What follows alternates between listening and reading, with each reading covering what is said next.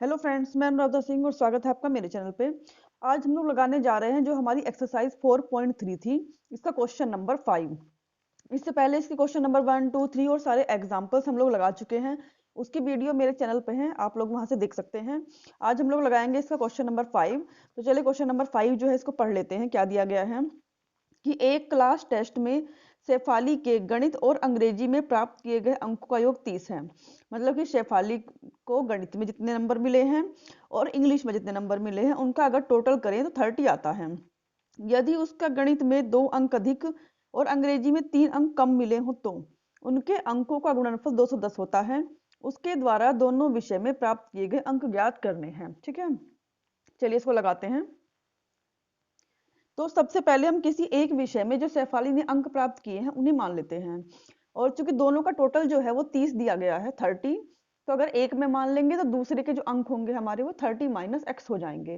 तो मैं यहाँ पे लिख ले रही हूँ कि माना शेफाली ने गणित में अंक प्राप्त किए। कितने प्राप्त किए? मान लिया हमने कि वो एक्स हैं। ठीक है, एक्स अंक प्राप्त किए। दो सब्जेक्ट का जो टोटल है वो 30 है और एक सब्जेक्ट में अगर हमें एक्स नंबर मिले हैं तो दूसरे सब्जेक्ट में कितने मिलेंगे? 30 माइनस भाई टोटल में से घटा देंगे। तो वही हम यहाँ पे करेंगे। अगर गणित में एक्स मिले हैं तो फिर अंग्रेजी में कितने मिले हैं? तो यहाँ पे लिखते हैं अंग्रेजी में अंक प्राप्त किए बराबर 30 माइनस के एक्स। ठीक है, इसके बाद क्वेश्चन में हमें कंडीशन दी गई है कि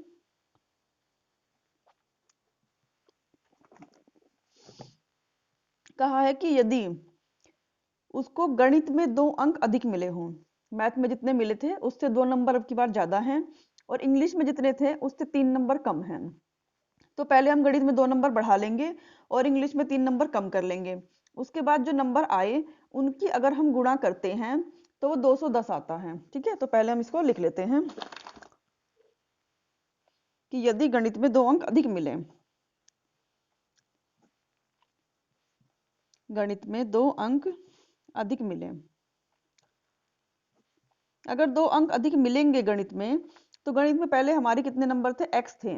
अगर 2 नंबर और मिल गए तो कितने हो गए? एक्स प्लस के 2। और यदि अंग्रेजी में 3 अंक कम मिले, 3 अंक कम मिले तो क्या होगा हमारा? अंग्रेजी में पहले हमारे कितने थे? 30 माइनस एक्स थे। अब 3 नंबर इसमें से भी कम कर दीजिए क्योंकि 3 अंक कम हो गए हैं इस बार। तो 30 में से 3 गया, बचे 27 माइनस के एक्स।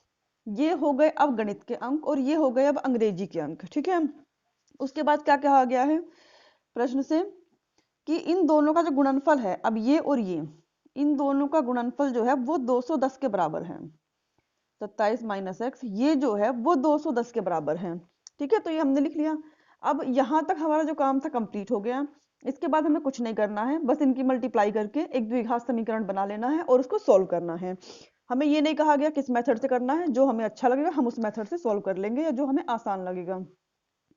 तो पहले मल्टीप्लाई कर लेते हैं। x की मल्टीप्लाई 27 में करेंगे 27x, x की मल्टीप्लाई माइनस एक्स में करेंगे माइनस एक्स स्क्वायर, 2 की मल्टीप्लाई 27 में करेंगे तो हो जाएगा 54, 2 की मल्टीप्लाई माइनस एक्स में करेंगे माइनस के 2x इक्वल टू 210। ये हो गया। अब इसको थोड़ा सीरियल से लिख लेते हैं। माइनस एक्स स्क्वायर, 27x में से हमारे 2x गए तो कितने बचे? 25x प्लस के आएगा अभी तो, क्योंकि प्लस के जो 27 है बड़ा है, और प्लस के 54। इस 210 को इधर ले आते हैं, माइनस में हो जाएगा इक्वल टू 0। अब पहले एक लाइन में हम घटा ले, उसके बाद फिर आगे सोल्व करेंगे। इन दोनों को जब हम आपस में घटाएंगे तो हमारा कितना बचेगा? यहाँ पर 6 यहाँ बचेगा, उसके बाद बचेगा हमारा 5 और 1, 156 ये हमारा बचेगा। अब हम माइनस से या माइनस कॉमन ले लेते हैं, ये समझ लीजिए, माइनस कॉमन लेके इसको 0 में भेज देंगे तो यहाँ हमारा क्या हो जाएगा? एक्स स्क्वायर माइनस के 25x प्लस के 156 इक्वल टू 0। ठीक है, ये हो गया। अब ये हमारी पूरी द्विघात समीकरण बन गई है और अब हमें इसको सॉल्व करना है। तो इसके 156 जो है इसके ऐसे गुणनखंड करते हैं कि गुणा करने पे 156 आएगा और टोटल करने पे कितना आएगा? 25 आएगा। ठीक है, तो अगर हम 13 की 12 में मल्टीप्लाई करें तो 156 आता है, और इन दोनों को अगर टोटल करते हैं तो 25 आता है। मैंने आपको पहले भी बताया है कि कैसे इनको आप निकाल भी सकते हैं, तो आप उस विधि से इनको निकाल लीजिएगा। अब क्या हो जाएगा यहाँ पर एक्स स्क्वायर माइनस के मैं यहाँ पर लिख देती हूँ 13 प्लस के 12 एक्स और प्लस के 156 इक्वल टू 0। फिर हो गया एक्स स्क्वायर माइनस के 13x माइनस के 12x माइनस के 156, सॉरी यहाँ प्लस है, प्लस के 156 इक्वल टू 0। इन दोनों में से हमारा क्या कॉमन आ सकता है x, यहाँ बचेगा x माइनस 13, यहाँ से कॉमन आएगा हमारा 12 और बचेगा x माइनस 13 इक्वल टू 0। इन दोनों को कॉमन ले लेंगे यहाँ पे बाहर, x माइनस 13 को कॉमन लिया तो x माइनस 13 x माइनस के 12 इक्वल टू 0। ठीक है, अब क्या होगा, दोनों को बारी बारी से 0 के इक्वल रखेंगे। x माइनस के 13 equal to 0, x equal to कितना हो गया हमारा 13 और x माइनस के 12 इक्वल टू 0, तो x इक्वल टू हमारा कितना हो गया 12। ये तो हमारी दो x की वैल्यूज आई हैं। ठीक है, अब दो वैल्यूज आई हैं तो हम क्या करेंगे, दोनों के अकॉर्डिंग निकालेंगे। x हमने किसे माना था, x हमने गणित में जो हमें अंक मिले थे उन्हें माना था। तो हम लेते अगर गणित में x बराबर 13 नंबर हो, पहले ये कर लीजिए, ये कर लीजिए, यदि गणित में अंक बराबर x बराबर कितना हो गया 12 हो गया। अगर गणित में हमारे 12 नंबर हैं तो फिर अंग्रेजी में कितने आएंगे, अंग्रेजी में 30 माइनस के 12। ठीक है, दोनों को हम घटा लेंगे, यहाँ पे बचेगा 18। हम नेक्स्ट पेज पे कर रहे हैं। और अगर हमारे अंग्रेजी में यदि गणित में एक 13 वाला भी था ना, गणित में अंक बराबर अंक x इक्वल टू अगर 13 हो, अगर गणित में 13 नंबर मिले हों तो अंग्रेजी में कितने मिलेंगे, तो अंग्रेजी में मिलेंगे हमें, इसको इधर रख दें, ये हो जाएगा 13 माइनस के x के बदले हम क्या रख देंगे यहाँ पे 30 माइनस के 13, तो कितना आ जाएगा हमारा 17। ठीक है, ये हो गया हमारा। तो अगर उसे गणित में यहाँ पे 12 नंबर्स मिले हैं तो इंग्लिश के हो जाएंगे 18, पर अगर गणित में 13 नंबर मिले हैं तो इंग्लिश में हो जाएंगे 17। तो ये जो हमारा क्वेश्चन नंबर 5 था ये कंप्लीट हो चुका है। चलिए अब हम लोग लगाते हैं क्वेश्चन नंबर इसका 6। पढ़ते हैं 6 में क्या दिया गया है। एक आयताकार खेत है, उसका विकर्ण उसकी छोटी भुजा से 60 मीटर अधिक लंबा है। यदि बड़ी भुजा छोटी भुजा से 30 मीटर अधिक हो तो खेत की भुजाएं ज्ञात करनी। इस टाइप का एक क्वेश्चन हम पहले भी लगा चुके हैं, चलिए इसको फिर से लगाते हैं। ठीक है, यहाँ मैंने लिख लिया क्वेश्चन नंबर 6, माना छोटी भुजा, या फिर इस तरह से पहले हम चित्र भी बना सकते हैं। क्या है यहाँ पे, एक आयताकार खेत है, ये रहा हमारा आयताकार खेत, और इसका जो विकर्ण है एक, ठीक है, एक इसमें विकर्ण है। तो इसने कहा है कि छोटी भुजा, देखिए यहाँ पे क्या दिया गया है कि खेत का जो विकर्ण है छोटी भुजा से 60 मीटर अधिक लंबा है। मान लिया हमने ये छोटी भुजा है, ये कितनी हो गई x है, तो विकर्ण कितना हो जाएगा x प्लस के 60, और बड़ी भुजा जो है वो छोटी भुजा से 30 मीटर अधिक है, ये 30 मीटर अधिक है इससे। तो हमें तीनों चीज तो फिलहाल मिल गई हैं। अब इसको लिख लेते हैं, कैसे लिखा जाएगा। माना छोटी भुजा बराबर x, माना छोटी भुजा बराबर x। ठीक है, छोटी भुजा हमारी x है मीटर, विकर्ण हमारा कितना है, विकर्ण हमारा है x प्लस के 60 मीटर, और जो बड़ी भुजा हमारी है वो कितनी हो गई x प्लस के 30, x प्लस के 30। अब हम जानते हैं, तो आप लिख सकते हैं कि पाइथागोरस प्रमेय से, या फिर डायरेक्ट भी कर सकते हैं। मैं यहाँ पे लिख दे रही हूँ कि जो विकर्ण है या फिर कर्ण है उसकी घात 2, x प्लस के 60 की घात 2 बराबर लंब की घात 2 और प्लस आधार की घात 2, तो लंब का स्क्वायर प्लस आधार का स्क्वायर। ठीक है, इस तरह कर दिया। अब क्या करेंगे, होल स्क्वायर का फॉर्मूला लगाइए, एक्स स्क्वायर 60 का स्क्वायर प्लस के 2 मल्टीप्लाई एक्स मल्टीप्लाई 60, ये तो हो गया हमारा लेफ्ट साइड का। अब हमें राइट साइड के लिए सॉल्व करना है। ये एक्स स्क्वायर तो सेम रहेगा, यहाँ पे हो जाएगा एक्स स्क्वायर प्लस के 30 का स्क्वायर और प्लस के 2 मल्टीप्लाई एक्स मल्टीप्लाई 30। ठीक है, ये हो गया हमारा। अब क्या होगा, एक्स स्क्वायर प्लस के 60 का अगर हम स्क्वायर करें तो हो जाएगा 3600, और ये हो जाएगा 120x। ठीक है, इतना हो गया हमारा। अब यहाँ पे क्या हो जाएगा, x square plus x square और 30 का स्क्वायर हो जाएगा 900। ठीक है, यहाँ पे हो जाएगा 60x। ठीक, अब यहाँ से हमारा एक एक्स स्क्वायर से एक्स स्क्वायर हो गया कैंसिल, और जो हमारे बचे हैं उन सबको हम एक ही साइड पर जाके लिख लेते हैं। एक्स स्क्वायर प्लस के 900 और प्लस के 16x तो पहले से ही है। 3600 इधर चला गया और माइनस के 120x इधर आ गया। ठीक है, तो क्या बचेगा हमारा, एक्स स्क्वायर तो हमारा पहले से ही था, 16x और 120, तो 120 में से अगर हम 60 घटाएंगे तो कितना बचेगा हमारा यहाँ पे 60x।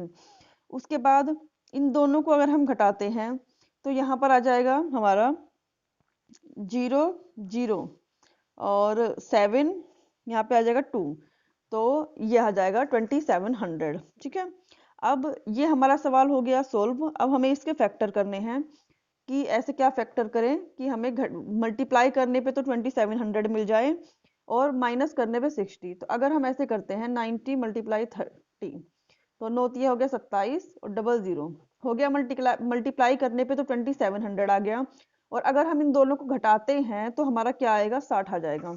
तो यही हमारे जो है गुणनखंड है एक्स स्क्वायर। आप लोग इसे द्विघाती सूत्र जो है उस विधि से भी कर सकते हैं, उससे भी आंसर आ जाएगा। एक्स स्क्वायर माइनस के ये हो गया हमारा 90 माइनस के 30 एक्स माइनस के 2700 इक्वल टू 0। ठीक है, अब ये हो गया एक्स स्क्वायर माइनस के 90 एक्स प्लस के 30 एक्स और माइनस के 2700 इक्वल टू 0। यहाँ से अगर हम कॉमन लेना चाहें तो x कॉमन आएगा हमारा, बचेगा यहाँ x माइनस के 90। यहाँ से कॉमन लेना चाहें तो 30 कॉमन आएगा और x माइनस 30 से 2700 जाएगा 90 टाइम इक्वल टू 0। अब x माइनस 90 दोनों में कॉमन है तो उसे लिख लेंगे, बाहर ले लेंगे, और क्या बचा हमारा x प्लस के 30 इक्वल टू 0। अब हम दोनों को बारी बारी 0 के इक्वल रखेंगे। पहले मैंने रखा x माइनस 90 इक्वल टू 0, तो x इक्वल टू कितना हो गया 19, और यहाँ पे रखा x प्लस के 30 equal to 0, x equal to minus के 30। ठीक है, मैंने आपको पहले भी बताया था कि लंबाई चौड़ाई ये सब माइनस में नहीं होती है, तो इसको क्या करेंगे हम लोग छोड़ देंगे। अब हमने क्या माना था, जो छोटी भुजा थी उसे x माना था, और ये हमारी क्या है, ऊंचाई है। तो आप या तो ऊंचाई लिख सकते हैं या जो इसमें कहा गया होगा वो लिख सकते हैं। तो खेत की भुजाएं ज्ञात कीजिए कहा गया है, कुछ भी लिख सकते हैं। तो मैं यहाँ पे लिख दे रही हूँ कि छोटी भुजा बराबर हो गई x। छोटी भुजा बराबर क्या हो गई हमारी x, और वो आ गई है 90। और बड़ी भुजा बराबर कितनी हो गई हमारी, बड़ी भुजा हमारी थी x प्लस के 30, तो मतलब कि 90 प्लस के 30 ये आ गई हमारी 120। उसके बाद हमारा बचा विकर्ण। विकर्ण हमारा कितना है, विकर्ण हमारा था x प्लस के 60। ठीक है, तो x हमारा है 90 और 60। ठीक है, इन दोनों को टोटल करेंगे तो हो जाएगा हमारा 150। तो ये जो है हमारा क्वेश्चन सॉल्व हो गया, क्वेश्चन नंबर 6 है, पूरा कंप्लीट हो चुका है। अब हम लोग लगाएंगे इसका जो क्वेश्चन नंबर 7 है उसको। तो चलिए लगाते हैं हम लोग जो क्वेश्चन नंबर हमारा 7 है। इसमें क्या दिया गया है कि दो संख्याओं के वर्गों का अंतर 180 है, छोटी संख्या का वर्ग बड़ी संख्या का 8 गुना है, दोनों संख्याएं ज्ञात कीजिए। ठीक है, ये दिया गया है हमें। चलिए क्वेश्चन को लगाते हैं। सबसे पहले लिख लेंगे 7 नंबर हमारा क्वेश्चन है, माना संख्याएं बराबर। ठीक है ना, संख्याएं हमारी कौन कौन सी हैं, इनको हम मान लेते हैं x और y। ठीक, माना कि हमारे पास दो संख्याएं हैं, एक संख्या हमारी x है और दूसरी y है। तो प्रश्न से क्या कहा गया कि दोनों के वर्गों का अंतर वो 180 है, ये हमने मान लिया। ठीक है, उसके बाद एक और कंडीशन कही गई है कि छोटी संख्या का वर्ग। अब आप लोग सोच रहे होंगे कि इसमें से छोटी संख्या किसे माने, तो छोटी संख्या ये है, क्योंकि अगर ये छोटी संख्या नहीं होती, ये बड़ी संख्या होती, तो यहाँ पे आंसर माइनस में आता। कैसे, अगर आप 3 में से 5 को माइनस करते हैं तो माइनस के 2 आएगा, पर अगर ये ऐसे करते हैं 5 माइनस 3 करते हैं तो 2 आएगा।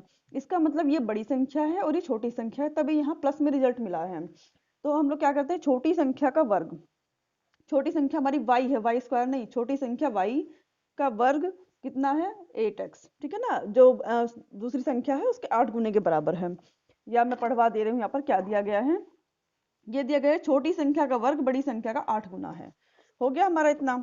उसके बाद इसे हम इक्वेशन नंबर 2 मान लेते हैं, और ये जो हमारी वैल्यू आई है ना, ये समझो मैं y स्क्वायर का मान मिल गया 8x, इसको हम समीकरण नंबर 1 में रख लेंगे। तो मैं यहाँ पे लिख दे रही हूँ कि समीकरण 1 में y स्क्वायर का मान रखने पर, समीकरण 1 में वाई स्क्वायर का मान रखने पर। ठीक है, वाई स्क्वायर का जब मान रखेंगे हम समीकरण 1 में तो यहाँ हो जाएगा 8x। ध्यान रखिएगा वाई स्क्वायर पूरे की वैल्यू 8x है, ऐसा नहीं कि वाई के बदले रख के फिर स्क्वायर लगा दिया, ऐसा नहीं करना है। Equal to 180। अब क्या करेंगे कि एक्स स्क्वायर माइनस के 8x और माइनस के 180 इक्वल टू हो गया हमारा 0 यहाँ पर। उसके बाद क्या रहेगा, इस 180 के हम लोग गुणनखंड करेंगे। ठीक है ना, कि कितने हो जाएंगे, ये हो गया 180 अगर है तो 63 जा। ठीक है ना, ये हो गया। इसे लिख लेंगे 10 मल्टीप्लाई 6 और ये मल्टीप्लाई 3, तो 6 3 जा 80 और 10। अगर 80 में से 18 जो है हमारा, उसमें से हम 10 घटाते हैं तो हमारा 8 आता है। तो हमारे फैक्टर हो गए 18 माइनस के 10 एक्स और माइनस के 180। ठीक है, उसके बाद क्या होगा, एक्स स्क्वायर माइनस के 18x माइनस माइनस क्या हो गया, प्लस हो गया हमारा 10x माइनस के 180 इक्वल टू 0। अब क्या हो गया यहाँ पर x माइनस के 18 प्लस के 10 x माइनस के 18, यहाँ पर भी हो गया 0। ये जो है वो कॉमन है तो इसको हम यहाँ पे कॉमन ले लेते हैं और x प्लस के 10 हमारा बचा इक्वल टू 0। अब दोनों को बारी बारी से हम 0 के इक्वल लेते हैं। x माइनस के 10 इक्वल टू 0, तो x इक्वल टू हमारा क्या हो गया 10। फिर से सॉरी, यहाँ पे x प्लस 10 है हमारा, x प्लस 10 इक्वल टू 0, तो x इक्वल टू कितना हो गया माइनस के 10। उसके बाद इसको लेंगे x माइनस के 18 इक्वल टू 0, तो x इक्वल टू क्या हो गया 18। तो x की वैल्यू हमारी 18 आ चुकी है। ठीक है, अगर हम x का मान माइनस के 10 लेते हैं, ठीक है, और समीकरण 2 में रखते हैं, अगर x का मान माइनस 10 लेके समीकरण 2 में रखते हैं तो माइनस के 80 आ जाएगा हमारा, जो पॉसिबल नहीं है। ठीक है, एक नंबर जो हमारा निगेटिव आ जाएगा और यहाँ पे स्क्वायर लगाया ना तो यहाँ पे अंडर रूट लग जाएगा, मैं बता रही हूँ कैसे। अगर हम x की वैल्यू माइनस 10 लेते हैं तो वाई स्क्वायर कितना हो जाएगा 8 मल्टीप्लाई माइनस के 10 और वाई स्क्वायर हो जाएगा हमारा माइनस के 80 और y इक्वल टू हो जाएगा रूट में माइनस 80। तो ये वैल्यू तो हमारी पॉसिबल नहीं है, तो इसीलिए हम x की इस वैल्यू को छोड़ देंगे और x इक्वल टू 18 को लेंगे। अगर 18 को हम लेते हैं तो अब क्या हो जाएगा हमारा समीकरण 2 से, क्योंकि अब हमें y की भी तो वैल्यू निकालनी है। समीकरण 2 से Y square equal to 8 multiply 18, दोनों की मल्टीप्लाई जब हम करेंगे तो कितना हो जाएगा हमारा वाई स्क्वायर इक्वल टू 144। 144 हो गया। उसके बाद y इक्वल टू हमारा हो गया अंडर रूट में 144, ये हो गया। और इसको जब अंडर रूट से बाहर निकालेंगे तो 144 जो है ये 12 का स्क्वायर होता है, तो y इक्वल टू हमारा प्लस माइनस के 12 आ गया। तो यहाँ पे हमारी x और y दोनों की वैल्यूज आ गई, तो उसे हम क्या लिख सकते हैं कि संख्याएं हमारी क्या हैं, संख्याएं बराबर हैं कि x अगर 18 है तो एक बार तो प्लस के 12 आ जाएगा, और अगर x 18 है तो y की वैल्यू माइनस 12 भी है, दोनों वैल्यूज हम y की लेंगे। ठीक है, तो ये वाला क्वेश्चन जो है हमारा 7 नंबर कंप्लीट हो चुका है। अब चलिए पढ़ते हैं हम लोग जो इसका क्वेश्चन नंबर 8 है। देखिए इसमें क्या दिया गया है 8 में कि एक रेलगाड़ी है जो एक समान चाल से 360 किलोमीटर की दूरी तय करती है। अगर ये चाल जो है 5 किलोमीटर घंटा अधिक हो जाए, अभी हमें चाल पता नहीं है, मान लिया कुछ उसकी चाल है उससे, या x मान लेते हैं, उससे वो जो दूरी है 360 किलोमीटर चलती है। अब जो चाल है वो x के बजाय 5 किलोमीटर हम एक्स्ट्रा कर देते हैं, x प्लस के 5 किलोमीटर कर देते हैं, तो उसी यात्रा को 1 घंटा कम समय लेगी। ठीक है, जितना समय पहले ले रही थी अब उससे 1 घंटा कम। जाहिर सी बात है जब उसकी चाल स्पीड बढ़ेगी तो जो टाइम है वो कम होगा। हमें रेलगाड़ी की क्या है चाल ज्ञात करनी है। चलिए इसको लगाते हैं 8 नंबर क्वेश्चन। तो यहाँ पे हमें क्या दिया गया है कि दूरी बराबर कितनी दी गई है हमें 360, हाँ 360 है किलोमीटर।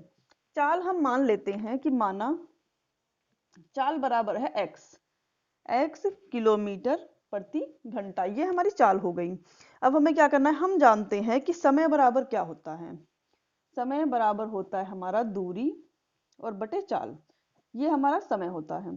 ठीक है, इसी फॉर्मूले से मैंने आपको पहले बताया था कि इस टाइप के क्वेश्चन में समय निकालेंगे और इसी टाइप के फॉर्मूले से जो है क्वेश्चन को करेंगे। ठीक है ना, अब ठीक है ना, नई चाल, या फिर ये लिख सकते हैं कि जब चाल 5 किलोमीटर प्रति घंटा बढ़ जाती है उसके बाद नई चाल। ठीक है, तो मैं यहाँ पे लिख लेती हूँ प्रश्न से क्या हो गया, जो नई चाल है वो हमारी कितनी आई है 5 किलोमीटर बढ़ गया, इसमें 5 किलोमीटर प्रति घंटा जो चाल है वो बढ़ गई। x प्लस के 5 किलोमीटर प्रति घंटा। सॉरी, यहाँ पे मैं लिखना, यहीं पे लिख देते हैं कि अगर दूरी 360 है तो चाल कितनी है, x है। ठीक है, ये हमारा एक समय आया है। अब यहाँ पे नई चाल हमारी ये है, दूरी अब भी हमारी उतनी ही है 360 किलोमीटर। तो अब समय कितना लगेगा, समय बराबर फिर वही कि दूरी बटे चाल, और दूरी कितनी है, नया समय। जो नया समय है वो क्या हो जाएगा हमारा, देखिए ये रहा, तो वह उसी यात्रा में 1 घंटा कम समय लेती है। मतलब कि जो नया समय आएगा वो पहले वाले समय से 1 घंटा कम होगा, मतलब कि 1 घंटा कम रहेगा। अगर पहले वो 10 घंटे में जा रही थी तो अब जब चाल बढ़ गई तो 9 ही घंटे में जा रही है। ये हमें करना है।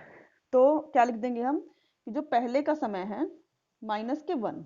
ठीक है, अब क्या करेंगे, नया समय हमारा क्या है कि नई दूरी बटे नई चाल। नई दूरी हमारी कितनी है 360, और नई चाल हमारी कितनी है x प्लस के 5। कंफ्यूज नहीं होना है। और पूर्व समय हमारा क्या था, ये है, मतलब कि पुरानी वाली दूरी और बटे पुरानी वाली हमारी चाल -1। ठीक, इतना हो गया हमारा। अब हम क्या करेंगे, सबको एक साइड ले जाएंगे ऐसे, ये इस वाली टर्म को इधर। तो ये हमने लिख लिया 360 अपॉन एक्स प्लस के 5 माइनस 360 अपॉन एक्स, और जो हमारा -1 है वो भी इधर बचा हुआ है, ये हो गया। उसके बाद ऊपर से हम लोग 360 कॉमन ले लें ताकि जो हमारे सवाल है उसकी कैलकुलेशन थोड़ी सी कम हो जाए। तो ये हो गया हमारा 1/x इक्वल टू -1। इतना हो गया। अब 360 को ऐसे ही रखेंगे और यहाँ पे क्या कर सकते हैं हम लोग, इन दोनों का एलसीएम लेंगे, हो जाएगा हमारा x और x प्लस के 5। इसकी यहाँ मल्टीप्लाई करेंगे, हो गया x। क्योंकि बीच में माइनस आ गया है तो आप लोग ब्रैकेट जरूर लगा लीजिएगा, इससे जो मिस्टेक होने के चांसेस कम हो जाते हैं। ठीक है, अब हम लोग क्या करेंगे, यहाँ पर 360 x माइनस के x और माइनस प्लस माइनस के 5 अपॉन, इन दोनों की मल्टीप्लाई कर ले यहीं पे तो ज़्यादा बेटर रहेगा, एक्स स्क्वायर प्लस के 5x। ठीक है, माइनस के 1। x से यहाँ हमारा x कैंसिल हो गया, और हम यहाँ पे देख रहे हैं अब कि 36 मल्टीप्लाई माइनस के 5 और अपॉन एक्स स्क्वायर प्लस के 5x इक्वल टू -1। इससे हम ये वाला माइनस कैंसिल कर देते हैं और यहाँ पे 1 मान के ऐसे मल्टीप्लाई कर देंगे। तो क्या हो जाएगा, एक्स स्क्वायर प्लस के 5x इक्वल टू 5 मल्टीप्लाई 360। और क्या इक्वेशन बनेगी हमारी, एक्स स्क्वायर प्लस के 5x इक्वल टू, इन दोनों के जब मल्टीप्लाई करेंगे तो आएगा 1800। उसके बाद हमें क्या करना है, यहीं पे मैं लगा रही हूँ क्वेश्चन को, कि 1800 जो हमारा ये आया है इसको लेफ्ट साइड पे ले जाएंगे, इससे हमारी इक्वेशन बन जाएगी। तो ये हमारा हो गया एक्स स्क्वायर प्लस के 5x माइनस के 1800। ठीक है, चलिए इस क्वेश्चन को हम किस विधि से लगाएं, ऐसा कुछ सवाल में नहीं दिया गया है, हम लोग अपनी मर्जी से लगाएंगे। तो मैं इसकी तुलना अपनी स्टैंडर्ड समीकरण ax square plus bx plus c equal to 0 से कर रही हूँ। तो यहाँ a इक्वल टू 1 आएगा, b बराबर 5 और c इक्वल टू माइनस के 1800। अब आप लोग समझ ही गए होंगे कि मैं इसे किस विधि से करने जा रही हूँ, द्विघाती सूत्र से। ठीक है ना, इस विधि से मैं इस क्वेश्चन को सोल्व करूंगी। तो थोड़ा सा स्पेस चाहिए, नेक्स्ट पेज पे इसको कर लेते हैं। तो सबसे पहले मैं द्विघाती सूत्र लिख दे रही हूँ कि हमारा क्या है, x इक्वल टू माइनस के b plus minus under root B square minus के 4ac अपॉन 2a। हर क्वेश्चन में अगर आप फॉर्मूला लिख लेंगे तो फॉर्मूला आपको लर्न करने की जरूरत नहीं, अपने आप ही याद हो जाएगा। x इक्वल टू b की वैल्यू हमारी कितनी है, यहाँ पर 5 है, तो -5 लिख लेंगे इसको। माइनस के 5 प्लस माइनस बी स्क्वायर मतलब कि 5 का स्क्वायर माइनस के 4, ए की वैल्यू हमारी है 1 और सी की वैल्यू ये है, तो हम यहाँ पर 1 मल्टीप्लाई माइनस के 1800 लिख लिया upon 2a 2 multiply 1। x equal to हमारा माइनस के 5 प्लस माइनस 5 का स्क्वायर हो गया 25 माइनस माइनस हो गया हमारा प्लस, ये हो गया 7200 मल्टीप्लाई करने पे, और अपॉन में रहेगा 2। अब x इक्वल टू माइनस के 5 प्लस माइनस ये हो गया, सॉरी 7225 टोटल करने पर, इसे जोड़ के देख लीजिएगा चाहे आप लोग, अपॉन 2। अब ये जो है किसका स्क्वायर है, ये 85 का स्क्वायर है, तो x इक्वल टू हमारा कितना हो जाएगा, माइनस के 5 प्लस माइनस 85 अपॉन 2। इतना सवाल हम लोग लगा लेते थे। तो इसके बाद क्या करते थे कि एक बार प्लस साइन लेने पर और एक बार माइनस साइन लेने पर, तो मैं यहाँ पे लिख देती हूँ कि प्लस लेने पर, अगर हम प्लस लेते हैं तो x इक्वल टू -5 प्लस 85/2, तो क्या होगा, इन दोनों को जब घटाएंगे 80/2 और x इक्वल टू हमारा 40 आ गया। अगर हम माइनस साइन लेते हैं, मैं यहाँ पे लिख रही हूँ कि माइनस लेने पर, तो x इक्वल टू हमारा कितना हो जाएगा, -5 और माइनस के ही 85/2, क्योंकि ये वाला साइन चेंज करते हैं ना हमेशा। तो x इक्वल टू हो गया 90/2, तो x इक्वल टू हमारा क्या हो गया, -45। और ये जो है ये पॉसिबल नहीं है, क्योंकि मैंने आपको पहले ही बताया था, क्योंकि x को हमने क्या माना था, चाल, और चाल माइनस में नहीं होगी हमारी, ठीक है, तो इसको हम छोड़ देते हैं। तो अब जो हमारी चाल है वो कितनी आ गई है, चाल हमारी आ गई है 40 किलोमीटर पर आवर, ठीक है, या 40 किलोमीटर प्रति घंटा। तो ये जो हमारे 8 नंबर तक क्वेश्चन है ये हमारे कंप्लीट हो चुके हैं। इसके आगे जो क्वेश्चंस बचे हैं इनको हम नेक्स्ट वीडियो में लगाएंगे, तो मेरे चैनल को लाइक शेयर एंड सब्सक्राइब करना मत भूलिएगा।